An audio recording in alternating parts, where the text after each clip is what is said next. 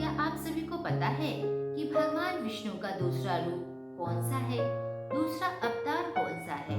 आखिर भगवान विष्णु ने दूसरा अवतार क्यों लिया? दूसरा अवतार भगवान विष्णु का कूर्म अवतार था, अर्थात कछुए के रूप में भगवान ने पृथ्वी पर अवतरित लिया था। लेकिन आखिर क्यों? इसके पीछे क्या कहानी है? चलिए आज के वीडियो में हम लोग ये जानेंगे। तो वीडियो को शुरू करने से पहले मैं सुचित्रा आप सभी लोगों का एक बार फिर से स्वागत करती हूँ आपके अपने ही YouTube चैनल पर, जिसका नाम है नॉलेज अनबॉक्सिंग बाय सुचित्रा। तो चलिए आज के वीडियो में हम लोग फिर से कुछ नया जानते हैं।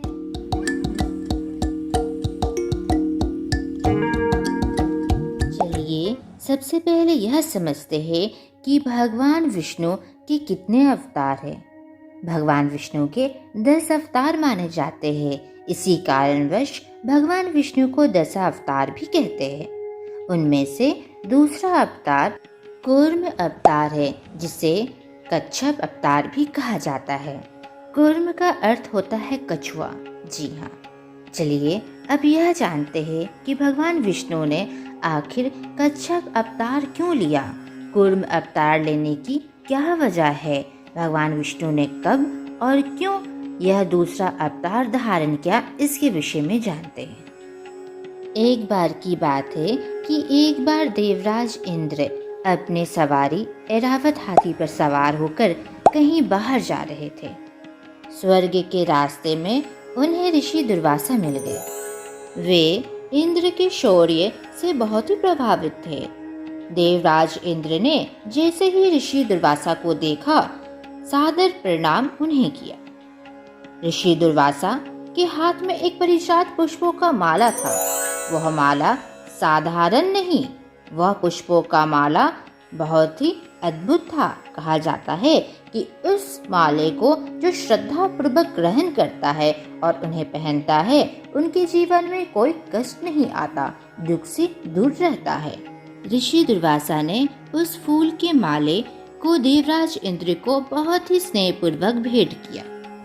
देवराज इंद्र ने उस माला को स्वीकार तो किया, परंतु खुद न पहनकर उन्होंने ऐरावत हाथी को पहना दिया। हाथी को बहुत ही खुशबू आ रही थी उन फूलों में से। सूंड से मस्तक पर खींचकर मसलते हुए ऐरावत हाथी ने उस माले को जमीन पर फेंक दिया और पैरों से कुचल डाला। यह देखकर ऋषि दुर्वासा अत्यंत क्रोधित हो उठे और देवराज इंद्र को श्राप देते हुए कहा, हे मूर्ख, तुमने मेरी दी हुई माला तक का आदर नहीं किया। इंद्र, तुम्हें अपने राज्य का और शक्ति का इतना अभिमान हो चुका है कि तुमने मेरी माला का इतना अनादर किया।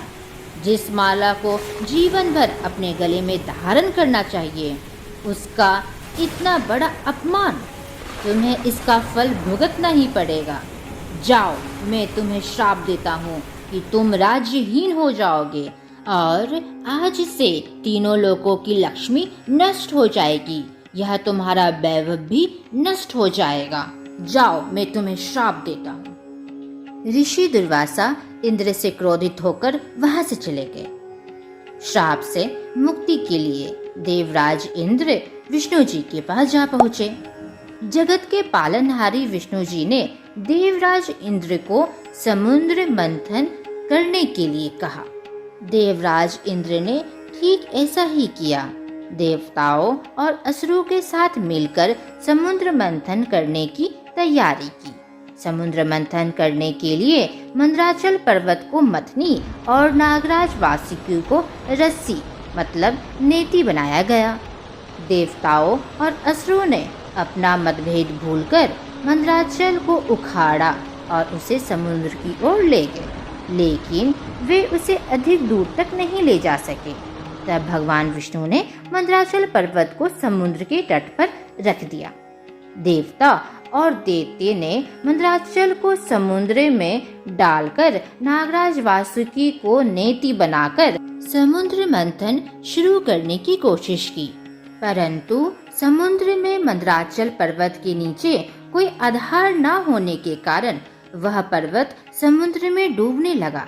यह देखकर भगवान विष्णु ने कूर्म अवतार धारण किया और यह रूप धारण करके समुद्र में मंदराचल पर्वत के आधार बने। उनके इस विशाल पीठ पर मंदराचल पर्वत तेजी से घूमने लगा और इस प्रकार समुद्र मंथन संपन्न हो सका। आज भी कुर्म जयंती मनाया जाता है। कुर्म जयंती में भगवान विष्णु के इसी रूप की पूजा अर्चना की जाती है। कहा जाता है कि कुर्म जयंती इसलिए मनाया जाता है क्योंकि भगवान विष्णु ने अपना दूसरा अवतार लिया था, जो कि कुर्म या फिर कच्छप अवतार है। कुर्म जयंती जो कि वैशाख माह की पूर्णिमा में मनाई जाती है। अब आप सभी को पता है कि भगवान विष्णु का दूसरा रूप क्या है और भगवान विष्णु ने यह अवतार कब और क्यों लिया था। तो फ्रेंड्स, अब आप सभी को पता है कि भगवान विष्णु ने कुर्म अवतार क्यों लिया था, इसका क्या कारण था। और मैं अपने इस चैनल पर हमेशा नॉलेजेबल वीडियोस अपलोड करते रहती हूँ, चाहे वो साइंस से रिलेटेड हो, चाहे वो हिंदू मैथोलॉजी से रिलेटेड हो या फिर कोई अन्य फील्ड से रिलेटेड हो।